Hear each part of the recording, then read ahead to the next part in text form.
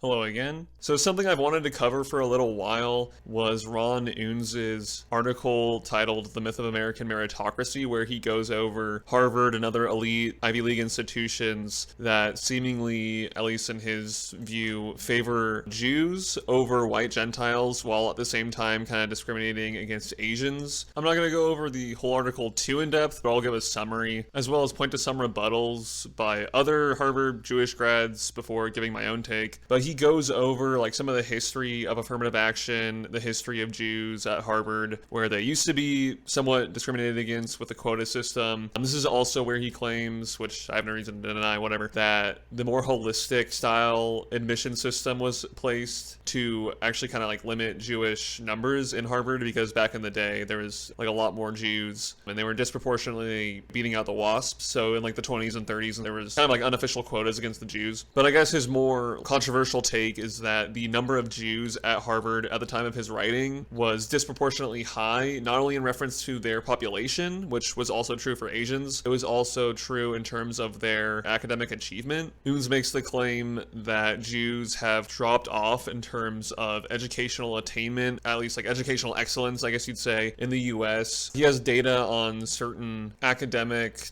Olympiads, stuff like that, like the Math Olympiad, the Putnam exam, stuff like that, where he says from the 50s to the 90s, Jews were really overrepresented in these kind of contests for academic achievement, and that was like a good indicator that Jews at the time were disproportionately involved in academic achievement, and it kind of made sense that they were overrepresented at Harvard. Ron Unz himself went to Harvard during this kind of peak Jewish time, I guess. But since then, he says that there's been like kind of a drop-off of Jewish academic achievement, something similar to the Japanese, at least from what he said. Again, I have no like real beef with this. Personally, I actually kind of agree to an extent that Jews, after a while, once you're kind of like third, fourth generation, you know, your great-grandparents worked hard, your grandparents worked pretty hard, your parents solid upper middle class, and by the time you come around, you're not really trying that hard, which, I mean, I can personally attest to be honest. So like, I don't even, you know, anecdotally, that makes sense to me. And meanwhile, while saying that, he talks about how Asians have kind of replaced Jews in this high academic achieving realm, which again, I anecdotally have no issues against. I think everyone knows that a lot of Asian students do pretty well academically with the whole Tiger Mom thing. Although I will say this, Unz just uses the term Asian as like kind of a catch-all term, where I think everyone kind of realizes, and I'll show further on, that not every Asian group is the same, especially in terms of academic achievement or economic achievement in the US. Certainly groups like Chinese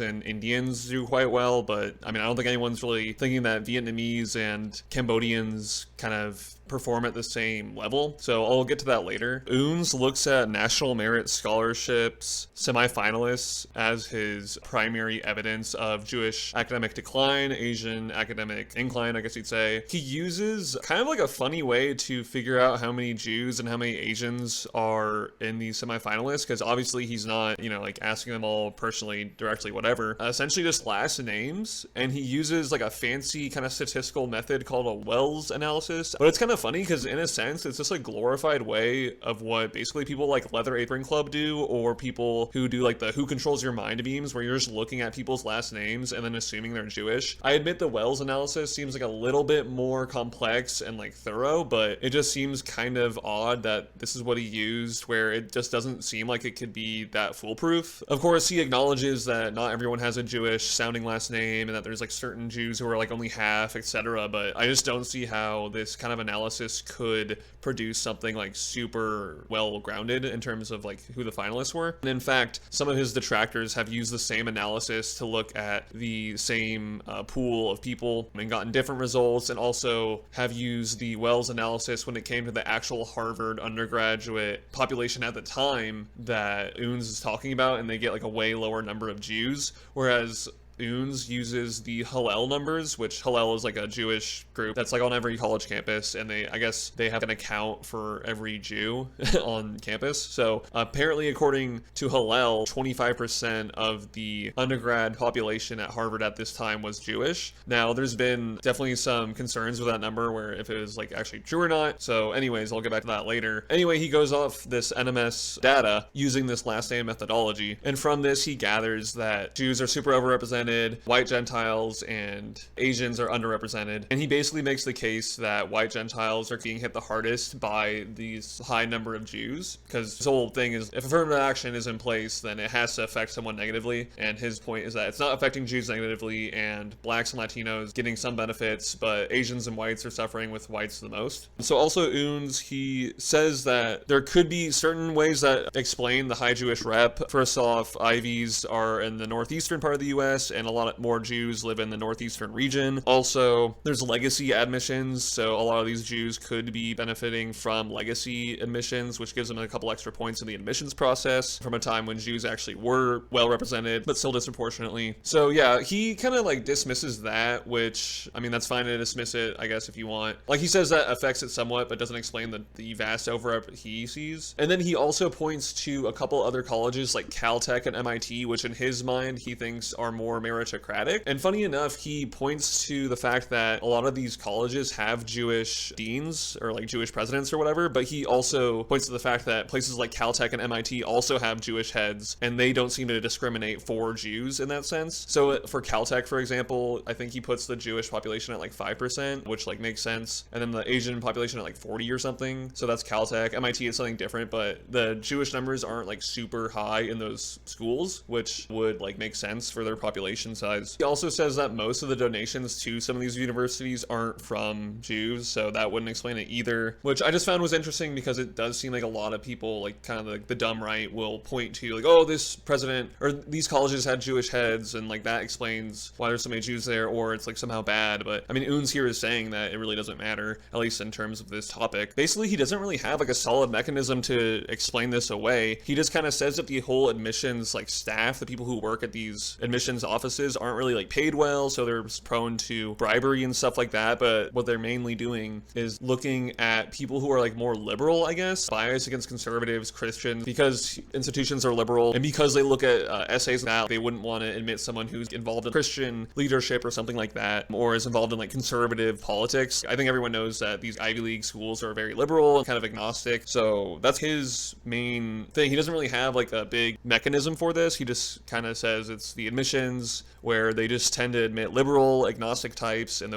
that's like more Jewy. Also, apparently some of these Ivy Leagues got like a media backlash for not having as many Jews as they once did back in the day. Again, I don't know how much that matters. You even see like a media backlash against a lot of Ivy Leagues now with the whole like conflict going on right now, and also like even before that, like you'll see like newspaper articles. Like, I just think a lot of Jews like to report on Jews, but essentially he says it's because media backlash would be bad and the admissions offices are biased for Jews. I don't think he really like gives like a solid like reasoning why. I think he just notes that the data suggests there has to be something like bad going on, essentially, that like this can't be explained through geography, like Jewish success, or legacy admissions. I will say also he does seem to be against the idea of like high Jewish IQ, and he's certainly against like race and IQ in general too, I think. So he's against that, which like I understand that like Jews, if you compare Jews and Episcopalians, it's like similar, but I mean, it's not like every white group is like Episcopalian. Like anyway, and you don't really have to be a believer in race and IQ from like a genetic standpoint to get to like say yay or nay on his arguments. It really doesn't apply here, but regardless, that's his views on it. So I'm gonna look at some of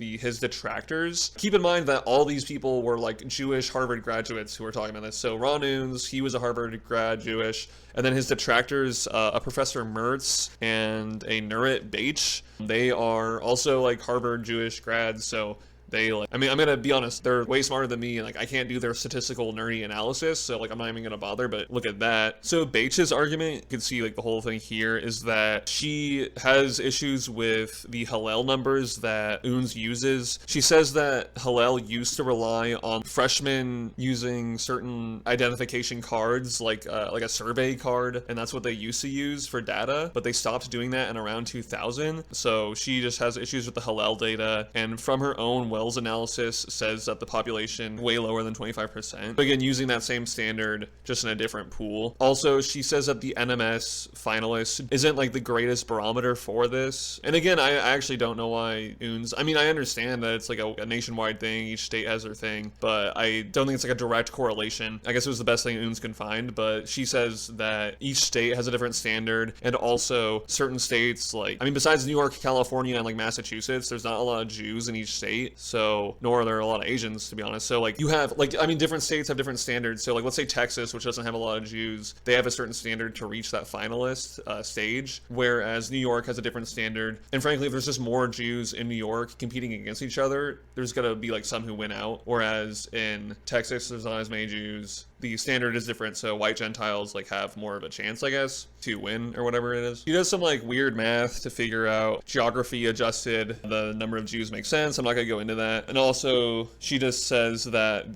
that there isn't really discrimination against Asians per se. It's more that Harvard and a lot of other Ivy League schools focus more on liberal arts, and Asians go more into STEM. I actually thought that was a pretty good reason as well, so I'm not going to go too into that. He even talks about how the high verbal versus lower math visual spatial makes sense for Caltech versus Harvard numbers. So Jews like famously have a high verbal IQ where they have a lower visual spatial math IQ, I guess, which definitely makes sense for me because I suck at math. Again, that's anecdotal, but whatever. And also just basically just disagrees with Unz's stats. Same with Janet Mertz, another Harvard Jewish grad, whatever, who looked at Unz's article, points to certain Jews that Unz overlooked who have Sephardic or Mizrahi names. There's, I guess, like someone named Oaz Nir who was Jewish, like from a Mizrahi or Sephardic background that Unz didn't catch, as an example. And also just kind of brings up some of the same things that H brought up, like the Hillel numbers. And then also Andrew Gelman. You can look through these articles. If you're really like a math nerd, I mean, you could go through that. Again, I don't really have access to a lot of the original info, a lot of the original data, like the directory lists of names. And so even if I knew how to do these kind of stats, I wouldn't be able to now because like a lot of this data, it's like old and like some of the links are broken. And regardless, I'm just going to say for the math portion, I think it totally is subjective and depends on like who you count as Jewish, and which is, there's no objective way to do that like 100% accurate. Unz kind of admits to this. He has like an article where it's called Admitting His Mistakes, where he addresses the Massachusetts, he like forgot to include the Massachusetts NMS finalists, which Massachusetts has like a decent Jewish population proportionally,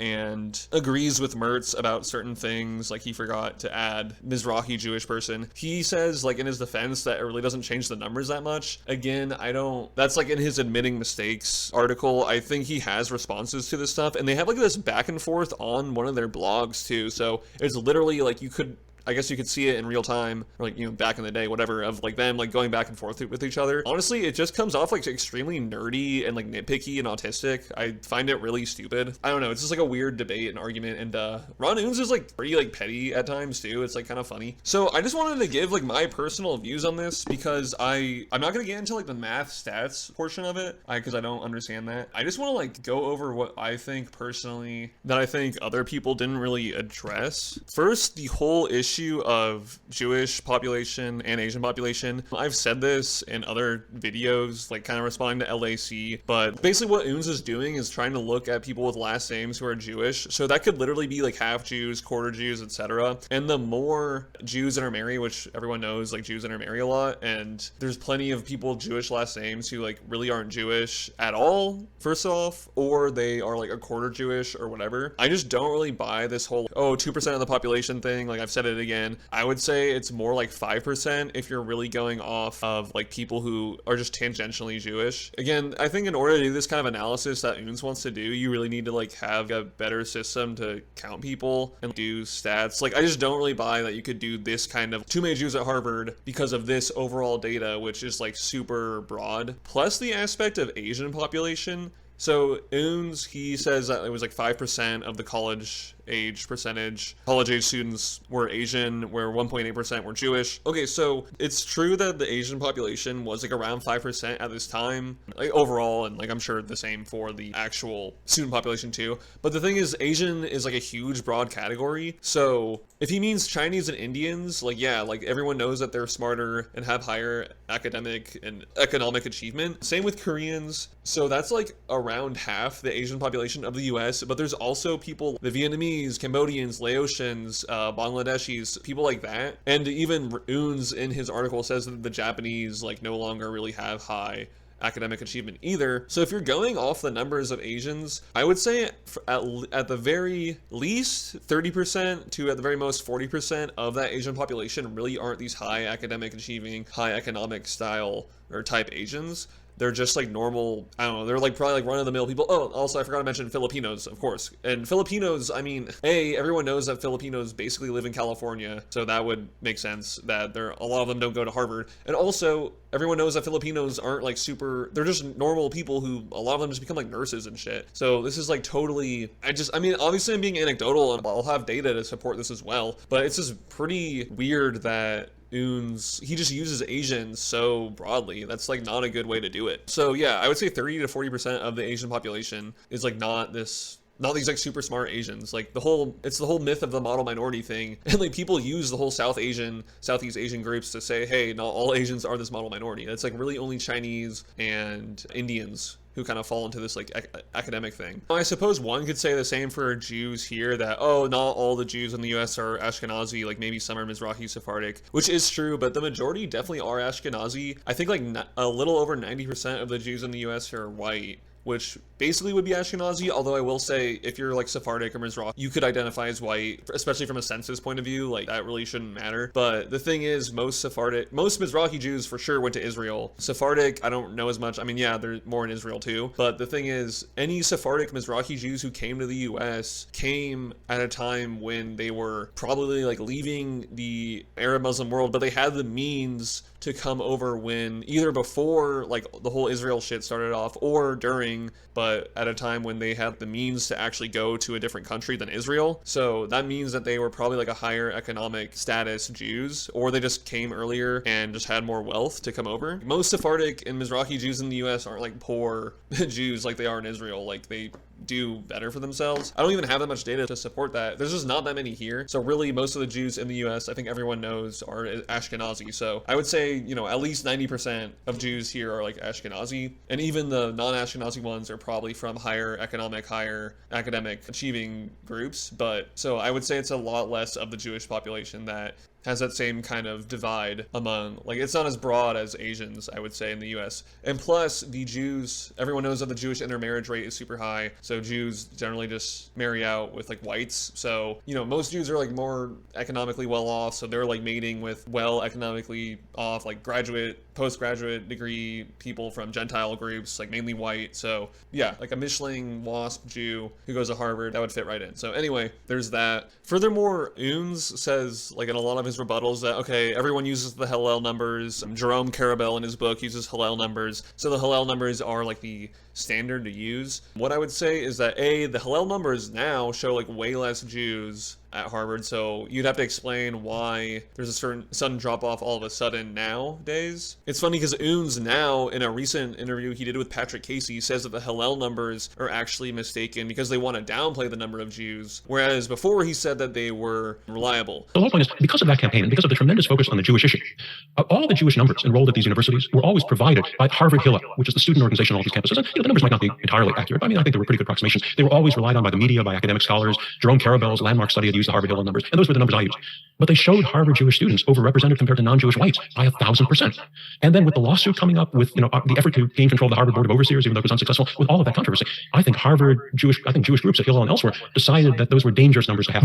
So it turns out. Now, I think it's kind of the reverse, where I think before they were not reliable. Now they're a bit more so. Also, regardless, like I just think it just goes to show that you shouldn't be using the Hillel numbers anyway. And I even recently looked at the Harvard numbers for Hillel, and it said that like over 50% of the post-grads at Harvard were Jewish. I mean, if that's the case, like I don't think anything can explain that besides just like a lot of Jews like going to Harvard. Like I don't think there's any way, like any conspiracy that can explain that. I just think if there's like a certain cultural thing with Jews who go to Harvard. A lot of Jews do liberal arts, and a lot of post-grad degrees are in liberal arts, and a lot of Jews go to Harvard, so there you go. Like I think that's like the best way to just explain that, which again, that's even if you accept the Hillel numbers, which I don't know. I think they're just like a weird organization, and I actually have some data to support that. And recently the whole Supreme Court decision over affirmative action, even before that happened, a lot of these changes were occurring where Asian numbers were increasing, Black Latinos were dropping off, Jewish numbers were dropping off. So I don't think it's the recent legislation. Unz might say it's because of the controversy he stirred at the beginning, which maybe made colleges like look at their admissions more, but I don't think you could always do a study or do the numbers on certain things. I think certain things just have like cultural influences and movements at the time that not everything can be like broken down by the numbers in a study in this kind of way, in this kind of to try to prove a point. And even now, like because of like all the conflicts, like I mean, people keep saying the Ivy Leagues are anti-Semitic and shit, which I mean, I don't really buy that. I mean, I think they're just like virtue signaling to Palestine or whatever, but a lot of Jews are going to look at that and probably not want to go to Harvard as much. So I mean, I think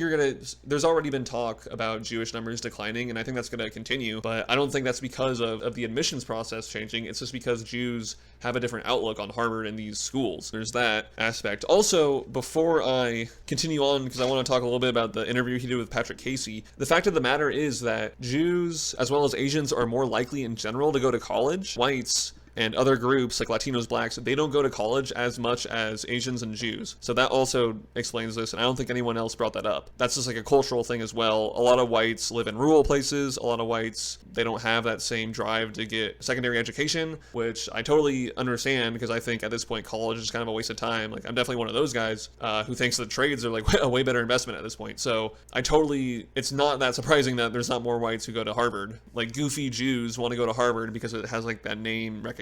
So there's that. And like Blacks and Latinos, obviously, like, they don't have that vibe either. There's that, and I have data to support that. But going to the video, and this is kind of the reason why I'm even doing this video, is because he did this interview with Casey like not too long ago, and he still kind of has the same views. I mean, he even in the video talks about how when he was at Harvard, there was a lot of Jews, but like they deserved it because they were smart back then. Apparently not today, which is fine. But even today, he thinks the Jewish population of Harvard is 25 to 30%, which I just think is like totally false. Again, I have data to support that it's false. There was like a report done on the Hillel data saying it's bad. So anyway, that's his prerogative to believe that, but I just think he's essentially wrong. And I also think it's interesting that he goes on podcasts like Casey's, who I don't know much about Casey anymore. I mean, I think he used to be more of a white nationalist. I'm not too sure about him at this point. Maybe he has more of like a nuanced view, but it's funny that a lot of people will point to people like Unz, who, sure, like he talks about the Jews or whatever, even though he is one, but he's really not like this white nationalist guy. Like he doesn't believe in race and IQ, the genetic basis of that, race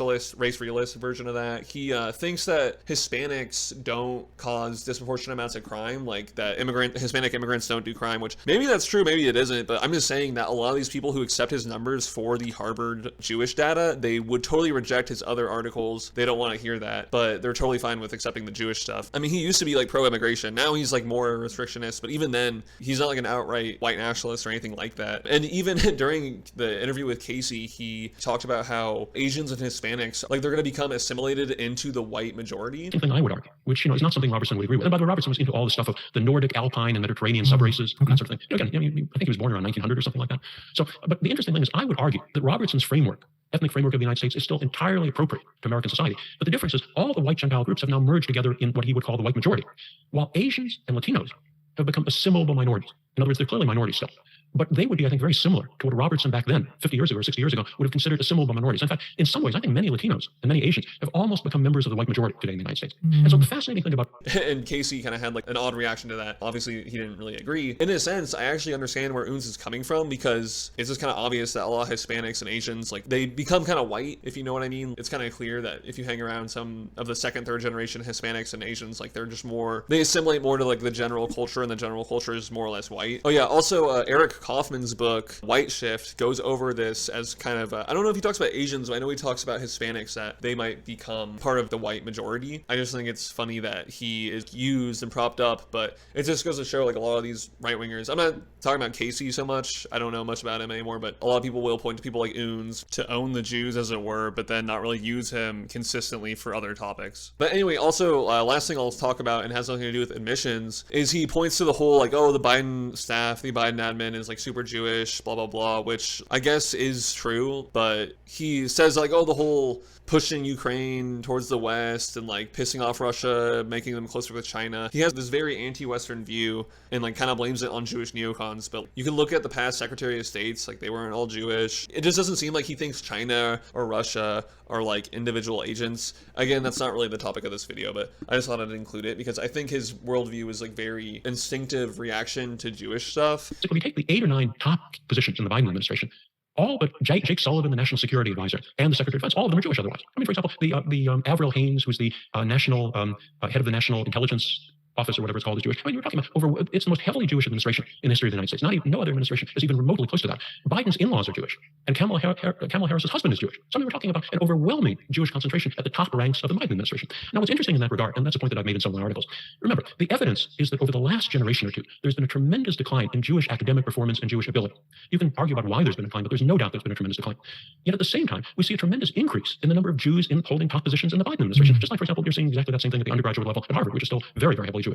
Yeah, there's that. Oh, and also the last thing I'll say, which I thought was really stupid, is in the Casey video, he says a lot of the Jewish neocons, I think it's like a total cell phone, and I'll end with this. A lot of the Jewish neocons in the Biden administration, he says like, oh, like, well, this is a result of like getting dumb Jews to go to Harvard. Jared Kushner, like for an example. This is what happens when you have dumb Jews go to Harvard based on being Jewish, like legacy admissions, whatever. They end up being advisors to Trump and presidents. But he goes to say that about the Biden administration and says, oh, like, look at all these low quality Jews. And he kind of like makes the illusion that they're kind of like the Jews who are overrepresented at Harvard today. But these same Jews he's talking about are like his age. I mean, the guy looks 80, but he's only 62. So these same Jews that are in the Biden administration are the same Jews that were in his cohort that apparently were the high achieving Jews. He's basically self-owning, saying that Jews are dumb of his age. So he's a dumb Jew by his own admission in a certain sense. And none of the people who are working in the Biden administration are not like millennials or something. Like they're older Jews around his age who probably did go to like Ivy League schools, but probably went there and achieved it. Like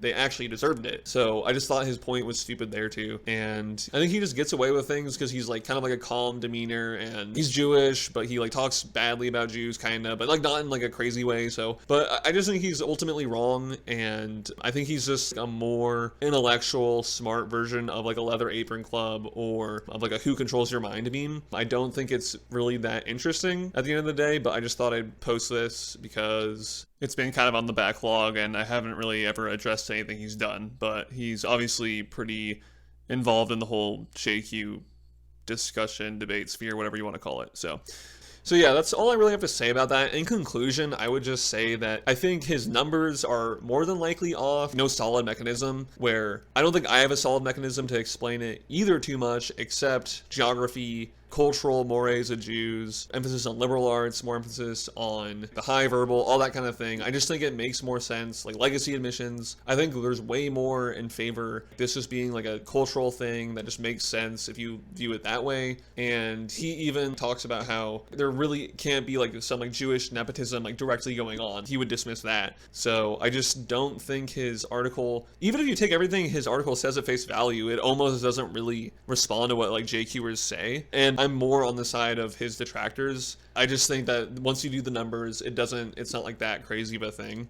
Anyway, I think that about wraps it up. So thanks for watching, give it a like, and I'll see you next time. Peace. Just as a little postscript, I actually emailed Harvard Hillel and asked where they got the numbers, and they straight up told me they don't know and that the numbers seemed off. So I just thought I'd include that in there. I caught it while I was editing the video. So be careful what you read on the internet, I guess.